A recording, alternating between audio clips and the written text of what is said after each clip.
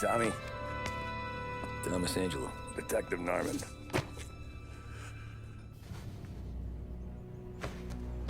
You alone? No self-respecting badges coming in here unless it's the health inspector. What can I get you? Just a coffee. Thanks. Dip your beak. No, thanks. Suit yourself.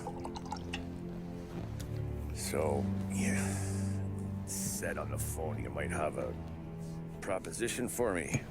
That's right. Well, if you're looking to set up a gravy train, you called the wrong cop. I'm not looking for any, associates. Good. Because I'm on the nut. Can't even pay for the coffee. But I got plenty to trade. Well, let's hear it. How long you been in town? 3 years. Caught my teeth in Empire Bay. Well, they handed you the Morello case. Right out of the gate. That's what the paper says, ain't it? And what's it to you? Tough break. Case must be getting pretty cold by now. Or you got something might warm it up? Yeah, I might have something. And what's my end of the deal? You want money? Some sort of immunity? None of that. I got people I need to protect. Families. Always the Achilles heel, ain't it? So who you got? A sick ma or a wife and a litter of kids? Wife and daughter. And no one else to watch your back, I'm guessing. Wouldn't be here otherwise. Pity that. Pa always said a man needs friends if he's going to survive in this world. Yeah. Well, in my world, it's the other way around. No surprise there. Look, I can't promise anything for your family, not until I hear what you're trading. So, are you talking? Or are you just killing time before they come for you? You think I'm on the run? Oh, I know it, Tommy. Jesus, look at you. Surely gassed. You haven't slept for days. And your neck's got to be aching from all that looking over your shoulder you're doing. No, the way I figure it is you got someone powerful mean on your tail and they ain't giving up until you end up in the river. And you walk out that door without me, we both know you're not making it 5 steps. But, yeah, you stick around, you tell me your story, and maybe you got a shot at living long enough to walk that girl of yours down the aisle. Either way, looks like I'm buying you a cup of coffee. Christ, I don't know how everything got so balled up. No one ever sees the haired pen until it's too late. But you didn't get handed a heater in the nursery, did you? No. I was a cab driver back in '30.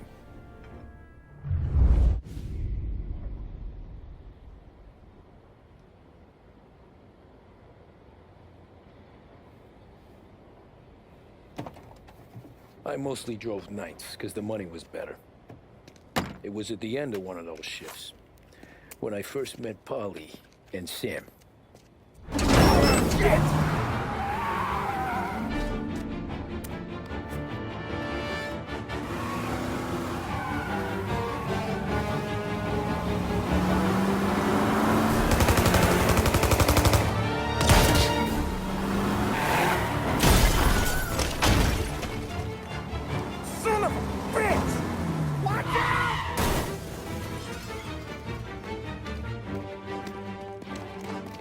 Get up, Polly! There's a taxi here!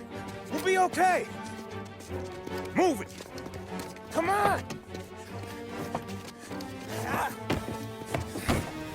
Where to?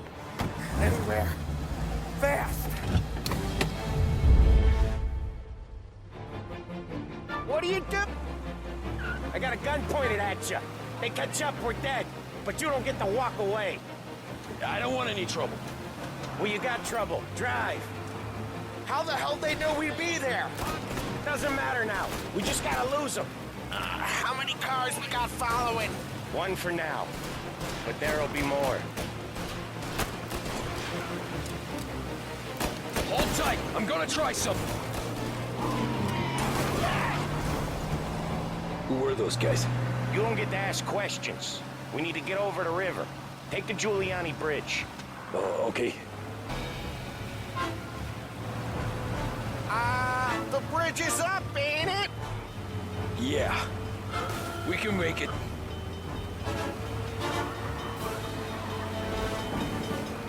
What the hell are we doing? Just sit tight and pray. Never done that before. Me neither.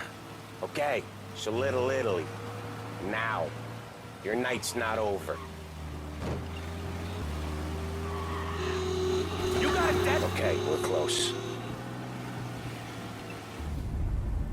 Pull over in front of that bar.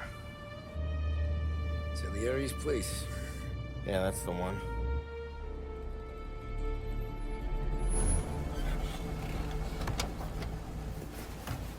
Wait here. What for? You want a little something from the Don or not?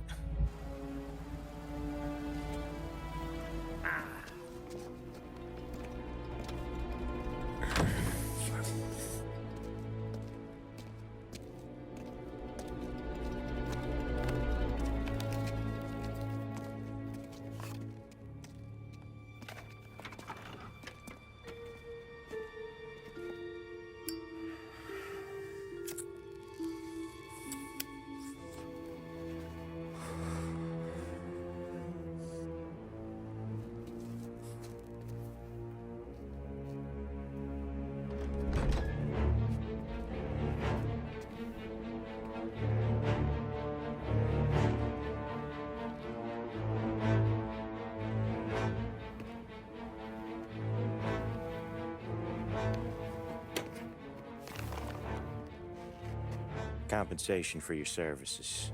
Any damage to your car. This makes us square. I'm sure it's more than enough. Good. Don Salieri wants you to know that he's very grateful. So if you ever need anything, maybe a loan or some honest work, don't hesitate to ask. Don doesn't forget his friends. Yeah, okay, thanks.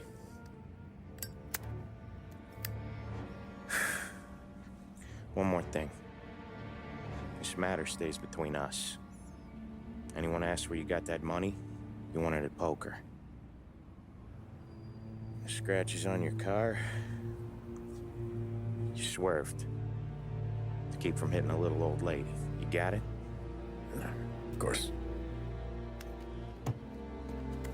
See you around, kid.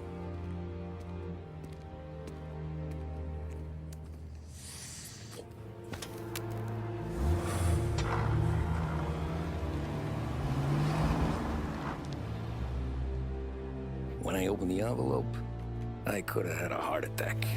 Enough to fix the cap. Nearly enough to buy a new one. I thought about what Sam said about work. I wasn't interested. The money was good, sure, but I didn't want to get in with criminals. Better to be poor and alive than rich and dead. So, right there, back then, I was out.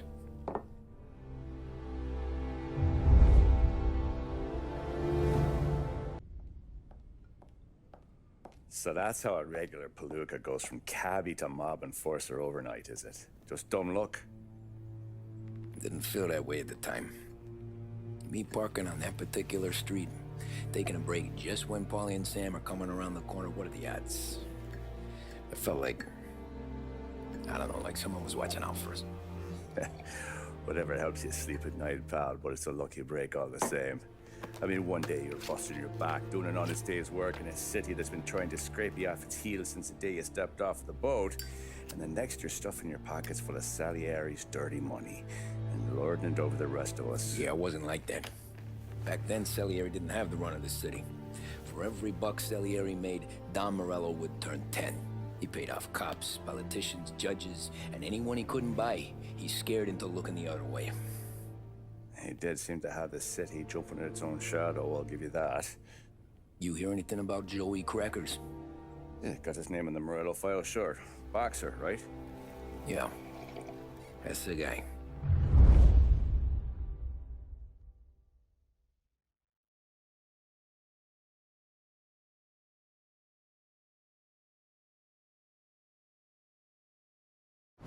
way I hear it, Joey was just driving to the gym one morning. Probably daydreaming about winning a belt or something. God damn it! Moron! You drive with your goddamn eyes closed? Look at this! Jesus, Mary, Joseph, Tom Morello, I didn't know it was you. You know anybody else driving a rare import in this part of town, Joey? No. Well, then, I'm sorry, I was driving real slow. You're saying this is my fault? No, no, sir. I ain't never been in no accident. Well, repairs are gonna be expensive. Oh, you're not gonna need that, sir. The tires are just fine. The grill's a little bent up is all. I mean, I got a cousin that can...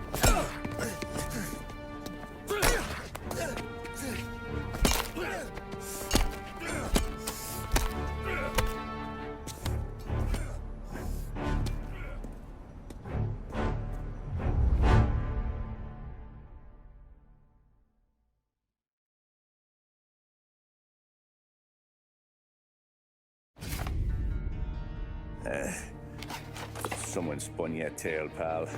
You got an informant right there says Morello made a mint every time crackers went to the mat. That's true, too. And still, Morello left that poor sap dead in the street. Head all caved in. That don't square. Maybe the Don knew Joey's career was on the downhill. Or maybe he was trying to scare some other guy into paying up. Who knows? Don Salieri chalked it up to Morello not being able to think straight when he was mad. You, have any more run-ins with Morello's crew back then? Not at first. For a couple of years after I joined up, things were quiet. We got into a few dust-ups with guys trying to muscle in, but elsewise it was just the usual routine. We're running booze, offering protection, me and the boys doing rounds to collect, small time. But I ain't gonna lie.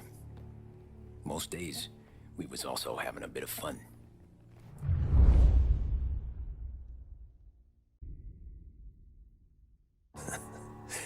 Jesus Christ, Tommy. You're confessing to a shootout in a church. And I ain't even to the hard stuff yet. You know I could take you in right now, put you behind bars until you're old and grey. Maybe, if you think you can make any of it stick. But then you'd never know about Morello. Hey, fellas. Sorry to keep you waiting. My shift just started. What you having? 2 lunch specials, please. And more coffee. You know what? Let's bring the whole pot. All right, we've come this far together. What kind of heat did you get from the church? It's a strange thing. Nothing really came of it all. Always figured Salieri paid off someone somewhere because it wasn't even in the papers.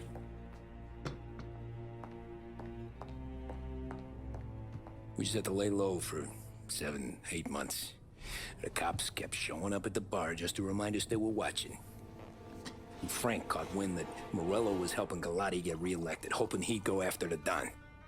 Well, I recovered some account books from Morello's offices. 33 was a pretty good year for him. Bastard knew we were bleeding out before we did. While we were busy keeping our heads down, he started moving in on our rackets. Quiet at first, a few trucks go missing. Top burner has one too many highballs, drives off a bridge. One of our regular pickups suddenly closes up shop, moves upstate. You didn't catch on? Not me. I think maybe Paulie smelled something. But even with the cops looking over our shoulders and Morello circling, we were still making good money. And with the Don worried about keeping the heat off, we didn't have much to do. Except drink, have a few laughs. Every time I went into Salieri's, there was Sarah.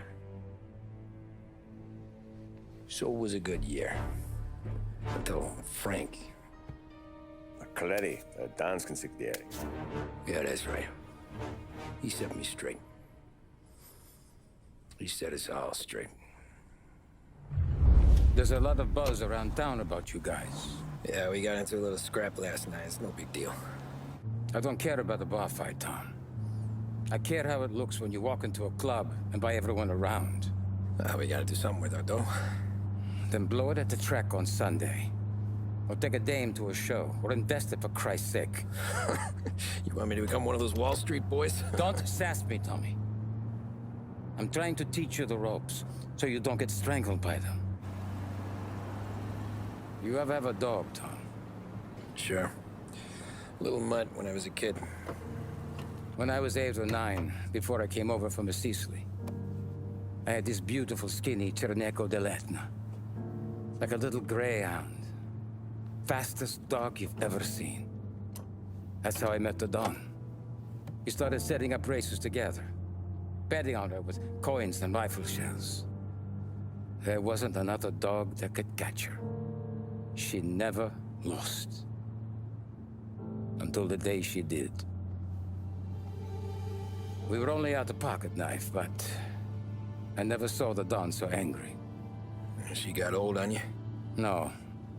Pregnant. She went into heat, got out of the yard, and every dog in town had a turn. You're like that dog, Tommy. Every time you flash your money around, you're a bitch in heat, and everyone in that club is now looking to fuck you. And once you get fucked, you're no good to us. Do you understand? You made your point. Good. Because you need to think about your career here.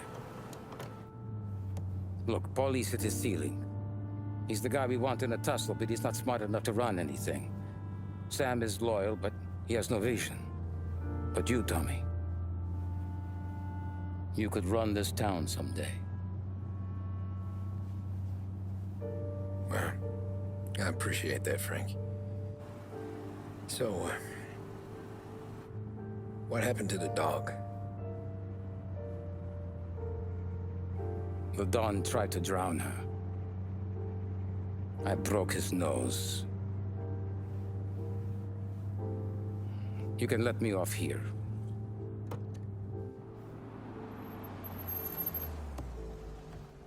Give Sarah my best, Tommy.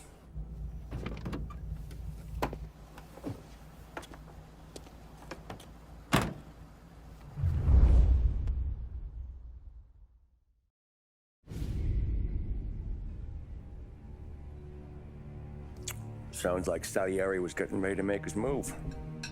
Working up to it, maybe. But then, Prohibition ended. And the bootlegging business got knocked on its ass. Oh, that fighting over booze meant next to nothing. It took us a few years to recover. But when we did bounce back, boy, it was something. We took what dough we had from the moonshine and Canadian whiskey and invested it into new rackets. Some of them even legal. Construction, restaurants, trucking, gambling. We branched out into everything, except peddling dope. By 35, things were looking up. We had good money rolling in on the regular. I had a wife and daughter. Sam was running a club for the Don. Even Paulie had a few records of his own. Wasn't exactly happy, but what do you call it then? Content. Yeah, that was it. And Salieri, he finally starts talking about getting out of Morello's shadow. Maybe buying our own cops, our own politicians.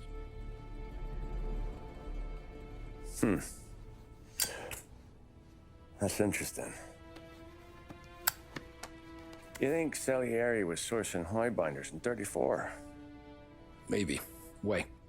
Well, a few years back, the Vice Squad got a judge on solicitation of a minor. Once in the box, he started confessing all sorts of misbehaving, trying to get a deal. But he copped to taking kickbacks from Morello and your man Salieri. Playing him off one another, trying to goose the take. But once Morello found out, he threatened to bury the judge's kids on the beach. Still breathing, of course. Christ. That was the missing piece. How's that? Morello was always winding us up. But he never did anything that might start an all-out war. Learning Salieri was building his own bench must have finally tipped his scales. Because in 35, he hit us with both barrels.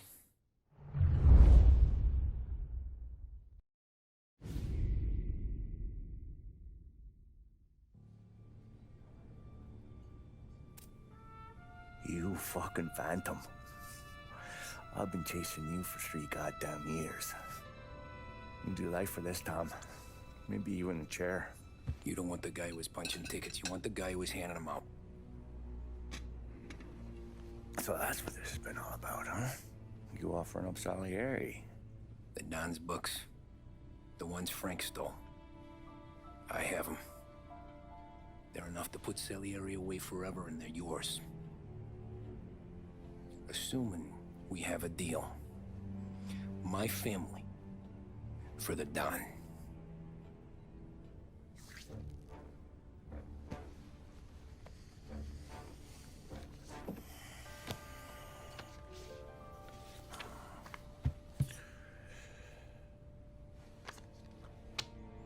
You recognize anyone?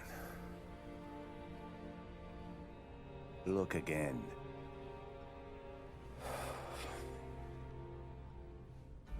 Old man that's Don Popone, 2 younger lads of Morello and Salieri.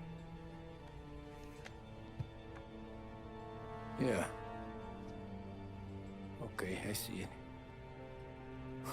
That must be what, 1920? April. Morello's wedding. Salieri was the best man. Jesus, they're just kids.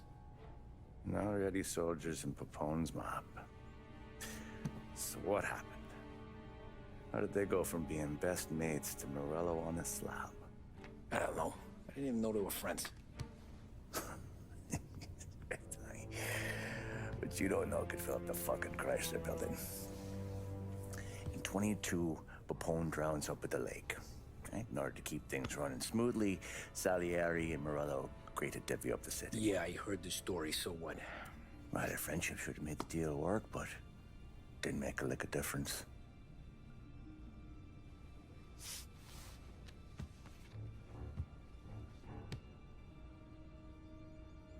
After Morello, Salieri was beaming, thinking we ran the whole damn town. Me, I was just happy the war was over. But then I got to thinking about something. What good was all of Morello's money if it couldn't protect him from a regular Joe like me? Cabbie, for Christ's sake. It only got him one thing. A great big bullseye in his fucking forehead. And that thought, it just kept turning round and round in my head until one day, I'm looking in a mirror. I start seeing a bullseye too. Right here. Dry your tears of the water hundreds, do you? I wasn't about to give up the good life, I know that. I just told myself that I was smarter than Morello. That I wouldn't turn around one day and find Paulie or Sam pointing a gun at my head. The thing is, you don't see it.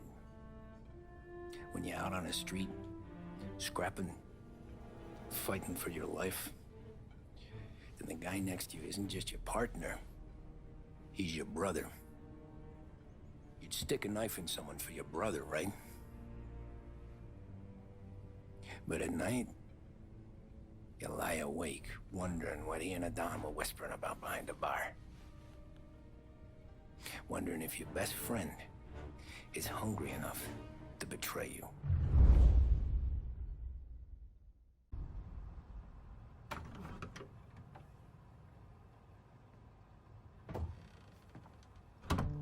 You're late. Dinner's cold.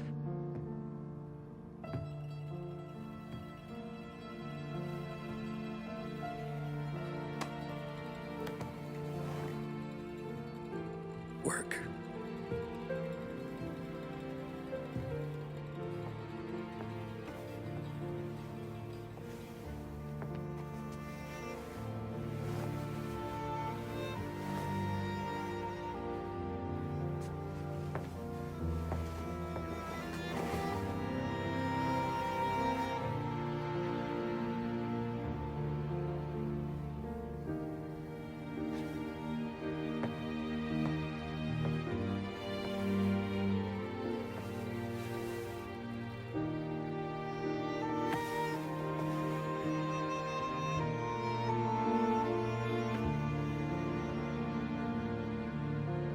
Marry me. Okay.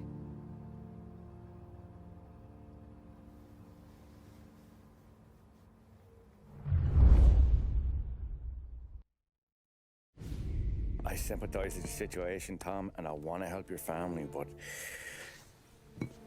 I can't do anything unless you're willing to testify in court. You understand that, right? You'll have to sit in that box, stare down Salieri, Ralphie, Vinny, maybe even Sarah's father. I don't know if you got the stones for it, if I'm being honest. I'll do what needs to be done. But you need to get my family new identities and ship them far away from here. Well, hold on. There's a long road between us sitting here bumping gums and Sarah sleeping under new stars.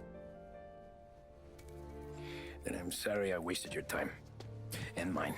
I gotta get out of town. Look, Tom. I got a family too. Wife, 4 boys.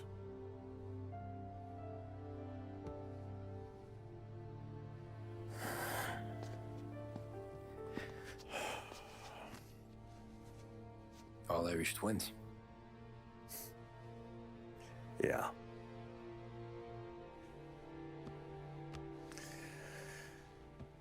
So you know I understand what you're going through. All the worrying over them, the fear that one of them's gonna go before you do.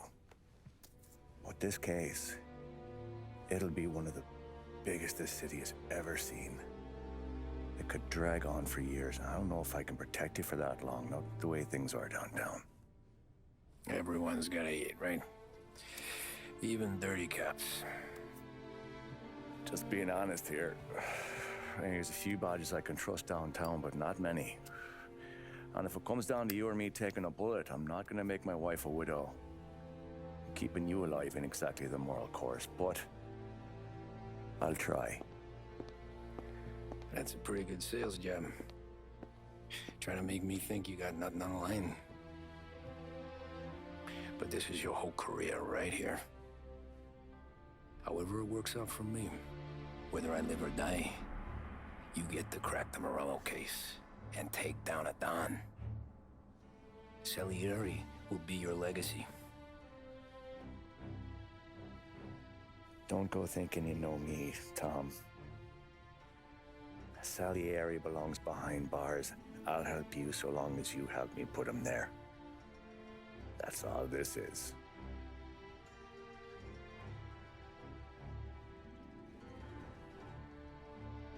Then that has to be enough.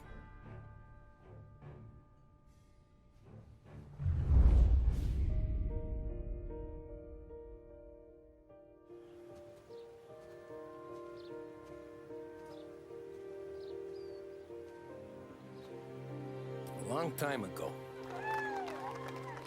in another life, someone once told me that family is a man's Achilles heel, his greatest weakness. Maybe he was right. Because everything I've done, both good and bad, I've done for my family. I've turned my back on people they thought were my friends. I've kept a lot of hard promises. I spent 8 years totally alone, trying to find myself so I could come home. A better husband, a better father,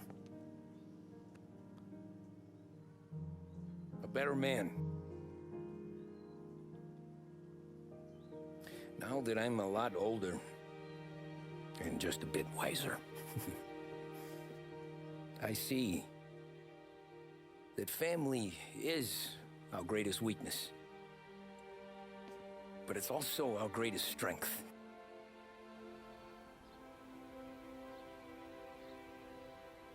It gets us out of bed in the morning. It lets us chase our dreams, even when they're moving too fast to catch.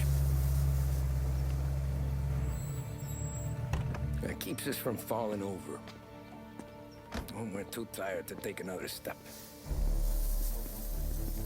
Mr. Angelo.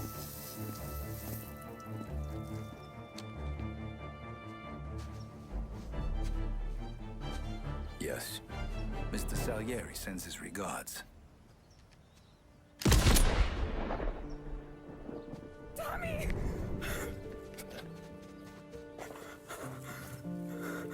That's okay. You're safe now.